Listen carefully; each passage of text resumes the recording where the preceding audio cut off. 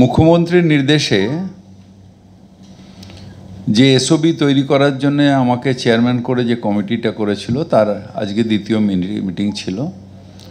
প্রথম মিটিংয়ে আমি সবাইকে বলেছিলাম যে আপনাদের যার যেটা সাজেশন আছে সেগুলোকে পাঠান, আমরা সেগুলোকে অ্যামালগামেট করে একটা এসওবি তৈরি করে অ্যাপ্রুভ করিয়ে গভর্নমেন্ট থেকে সেই এসওবিটা ছাড়বো। গভর্নমেন্টের এই জন্য দরকার যে এটা যেহেতু অনেকগুলো ডিপার্টমেন্টকে মিলিয়ে করতে হয়, যে যার নিজের মত দিয়েছেন আজকে সেগুলো আমরা সব নথিভুক্ত করেছি।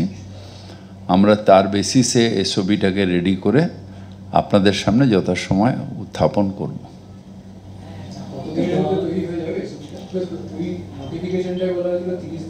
30 ডেজ, আমরা 30 ডেজ হতে কয়েকদিন বাকি আছে, আমরা এর মধ্যেই করে আপনাদের সামনে দিয়ে দেবো, যেটা পাঠাবো।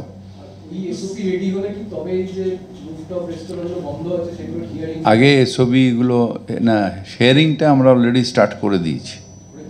হ্যাঁ, হিয়ারিং যেহেতু কোর্ট বলেছে, ওই 3টা হয়ে গেলে আমরা বাদবাকিটা ওই 3টে, আমরা তো ডিসক্রিমিনেট করতে পারি না, ওই 3টের যে আউটকাম হবে সেটার ফেথ সবার হবে।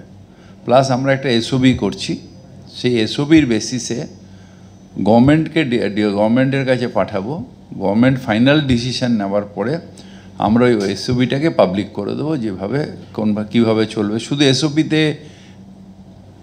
রুফটপ রেস্টুরেন্টটা লিমিটেড থাকবে না, এসওপিতে স্কুল থাকবে, এসওপিতে হসপিটালস থাকবে, এসওপিতে মার্কেট, রিসেন্টলি যে পটগঞ্জ মার্কেট পুড়ে গেল, মার্কেট থাকবে, ফায়ার ডিপার্টমেন্টের কী করতে হবে, কী ক্যাটাগরি করতে হবে, সেগুলো সব এসওপিতে থাকবে, সব।